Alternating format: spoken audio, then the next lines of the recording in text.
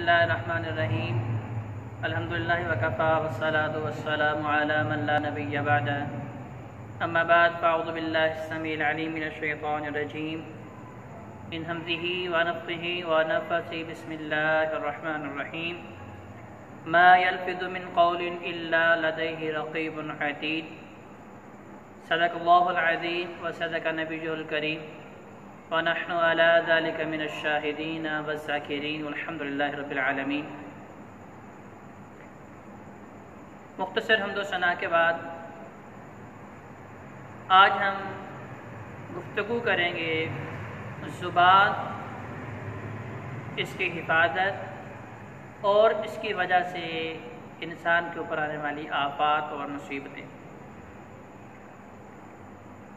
سورۃ القاف آیت نمبر 18 اللہ رب العزت ارشاد فرما رہے ہیں کہ ما یلفظ من قول الا لدیہ رقیب عتید، کہ انسان کی زبان سے جو کلمات بھی ادا ہوتے ہیں، انسانی لسان سے، انسانی زبان سے جو بھی کلمات بولے جاتے ہیں، انہیں فوراً کرامن کاتبین احاطہ تحریر میں لے آتے ہیں، انہیں لکھ دیا جاتا ہے،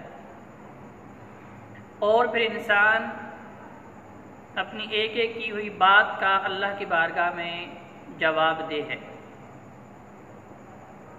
عزیز سامعین، اللہ تبارک و تعالی نے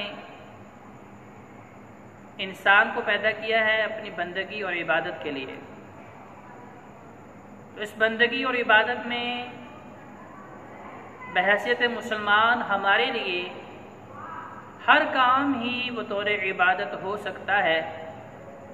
اس کے لیے شرط صرف اور صرف اتنی ہے کہ ہم اپنے ہر عمل کو، ہر کام کو نبی علیہ السلام کی سنت کے سانچے میں ڈال دیں۔ سنت کے مطابق سوئیں گے، سونا بھی ثواب، سنت کے مطابق کھائیں گے، کھانا بھی ثواب، سنت کے مطابق پئیں گے، پینا بھی ثواب، سنت کے مطابق لباس زیب تن کریں گے تو لباس پہننا بھی ثواب، حتیٰ کہ قضائے حاجت کرنا، واش روم میں جانا بھی انسانی ضرورت ہے۔ اگر اسے بھی سنت رسول صلی اللہ علیہ وآلہ وسلم کے طریقے کے مطابق کریں گے تو اس اپنی بنیادی ضروری حاجت کو پورا کرنے پہ بھی اللہ رب العزت سے ثواب ملے گا۔ اسی طرح آنکھوں سے اور زبان سے کیے ہوئے کام، انہیں بھی ہم نے سنت رسول علیہ السلام کے سانچے میں ڈھالنا ہے۔ خاص طور پہ زبان، جس کی اہمیت انسانی زندگی میں بہت زیادہ ہے۔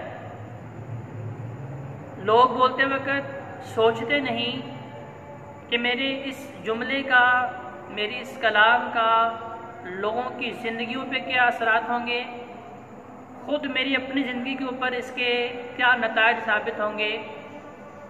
بسا اوقات انسان مذاق میں ایسی بات کر دیتا ہے کہ بھری مجلس میں ہم اپنے مسلمان بہن بھائیوں کو، اعزاء و قاربین کو بھری مجلس میں مذاق کا نشانہ بناتے ہیں اور انہیں رسوا کر دیتے ہیں اور ان کا دل توڑ دیتے ہیں۔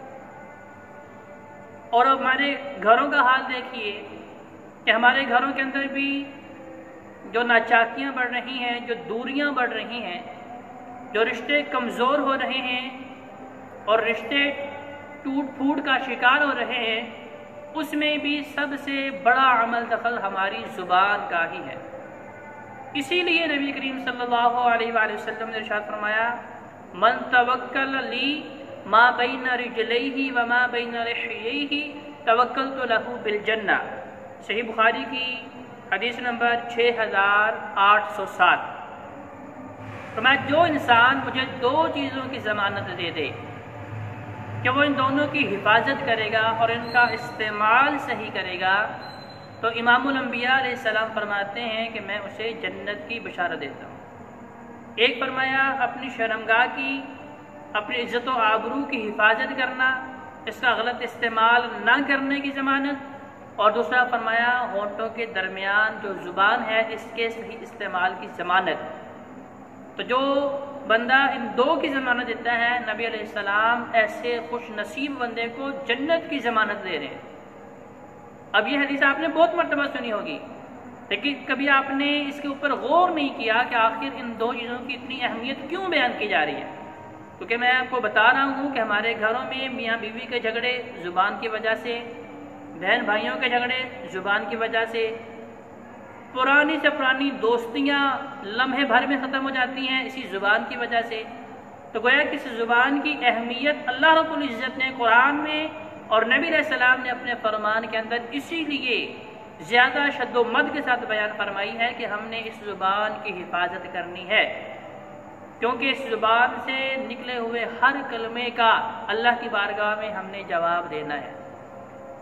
اور جیسا کہ میں نے بتایا کہ ہم لمحے بھر میں ہی اپنے مسلمان بھائیوں کو، اپنے اعزاء و قاربین کو، اپنے دوست احباب کو ایک لمحے کے اندر ہی انہیں رسوا کر دیتے ہیں۔ ایسا نہ کیا کریں، کیونکہ ہم اگلے بندے کا اندازہ لگا رہے ہوتے ہیں اس کا لباس دیکھ کے، اس کے پاس گاڑی دیکھ کے، اس کا گھر دیکھ کے ہم ایسٹیمیٹ لگا رہے ہوتے ہیں کہ جی ہم اس سے کس لہجے میں بات کریں۔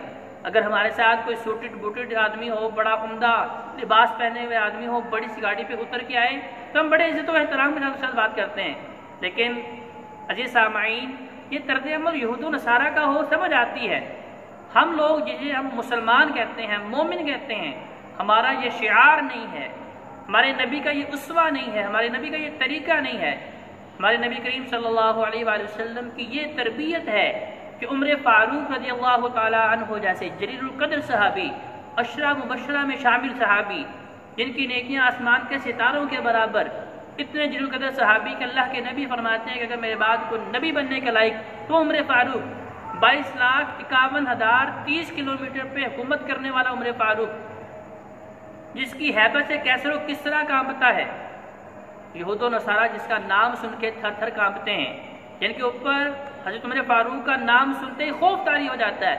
لیکن میرے نبی کی تربیت، احترام انسانیت، مسلمانوں کا احترام میرے نبی نے سکھایا کس حد تک ہے کہ وہ بلال حبشی رضی اللہ تعالیٰ عنہ، جن کے پاس رہنے کے لیے اپنا گھر نہیں ہے، پہننے کے لیے بہت عمدہ پوشاکیں نہیں ہیں، کھانے کے لیے بہت عمدہ ان کے پاس جو ہے غذا موجود نہیں ہے، اپنا گھر بار نہیں ہے، کنبہ قبیلہ نہیں ہے، اگر آپ ظاہری حسن و جمال کے اوپر بھی جائیں تو کالی رنگت ہے، موٹے ہونٹ ہیں، کرلی بال ہیں، اور زبان کے اندر تھرتھراہٹ ہے، بولتے ہیں لوگوں کو بات سمجھ نہیں آتی۔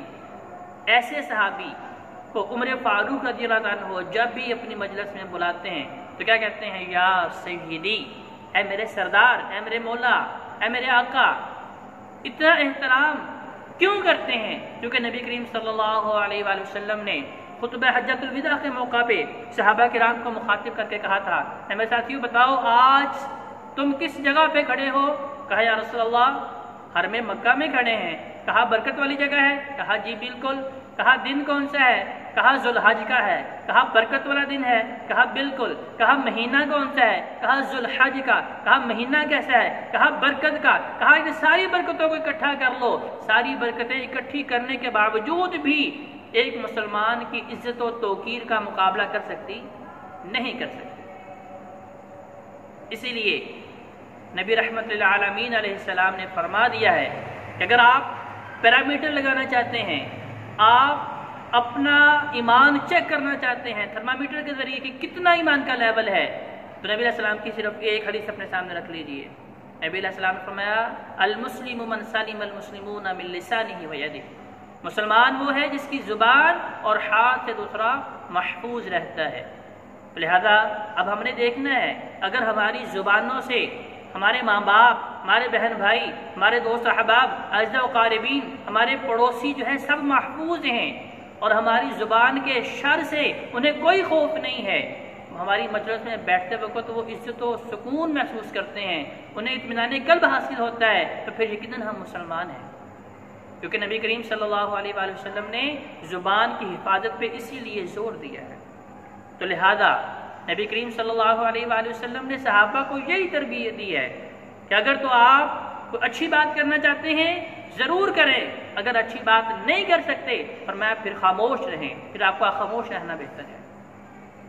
کیونکہ انسان جب زیادہ بولتا ہے تو پھر زیادہ غلطیاں کرتا ہے، اور جب زیادہ غلطیاں کرے گا تو پھر یقیناً رب کی بارگاہ میں اس کا جواب دینا بھی جو ہے بڑا مشکل اور محال ہو جائے گا۔ تو لہذا زبان کی اہمیت اور اس کے جو اگلے نتائج اور نقصانات ہیں انشاءاللہ الرحمن یہ ہم اپنے اگلے لیکچر میں اس کے اوپر گفتگو کریں گے۔ لہٰذا تب تک اپنا بہت سا خیال رکھیے گا اور اس بات کے اوپر ضرور سوچیے گا کہ آپ کی زبان سے نکلے ہوئے تیر جو ہیں کہیں مسلمانوں کے دلوں کو جو ہے زخمی نہ کر دیں، کیونکہ جسم کے وار مل جاتے ہیں، دلوں کے وار جو ہے دل کے زخم جو ہے وہ بھرا نہیں کرتے، اور یہ شیوا نبی کریم صلی اللہ علیہ وآلہ وسلم کا بھی نہیں ہے۔ اقول قولی ھذا استغفر اللہ لی ولکم ولسائر المسلمین والمسلمات۔ السلام علیکم ورحمۃ اللہ وبرکاتہ۔